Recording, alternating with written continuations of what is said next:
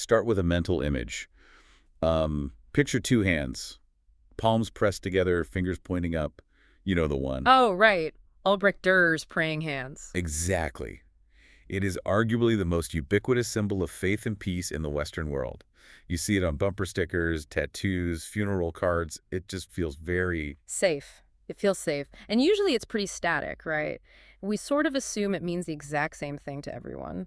Right, and that assumption is actually what we are testing today. Sure. We're doing a deep dive into a video transcript from a creator named Leandro. From the channel Poesia para Envenenados. Yeah, which translates to Poetry for the Poisoned. That name alone really sets the tone, I think. It suggests we aren't looking for comfort here. We're looking for an antidote. Yeah, absolutely. And the video isn't some art history lesson on sketching techniques.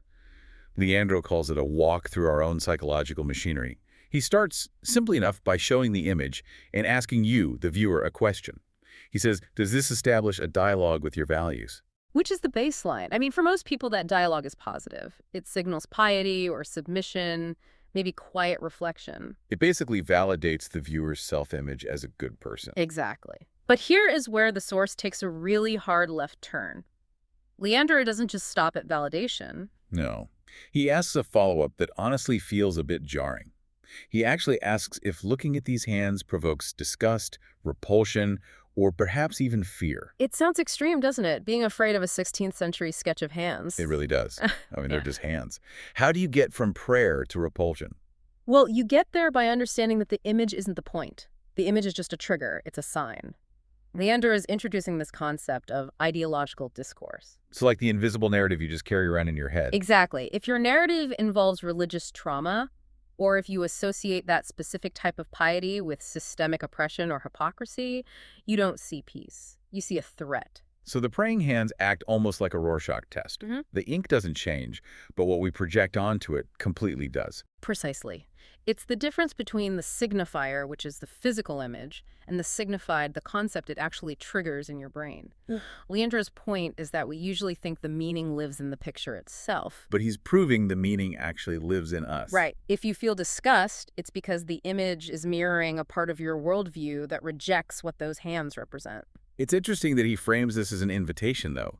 He asks the viewer to take a brief reflection and walk together. Yeah, it feels less like a lecture and more like he's asking us to audit our own reactions. It is an audit. He's exposing that our reactions aren't neutral.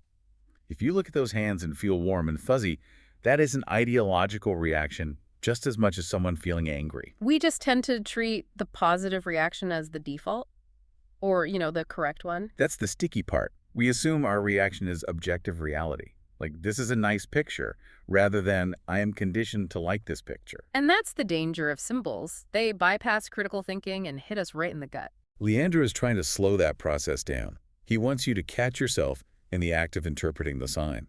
So this short exercise with the hands is really a primer for how to move through the world. It's a reminder that we are never passive observers. We are active participants in creating the meaning of everything we see. Which brings us to a final thought to take with you. Right. If a centuries-old sketch of praying hands can be a polarized ideological sign that triggers genuine fear in some people, what other neutral images in your daily life are silently screaming something entirely different to the people standing right next to you? Think about flags, logos, or even specific styles of clothing. It really changes how you look at a lot of things. It really does. Thanks for joining us on this deep dive. Catch you on the next one.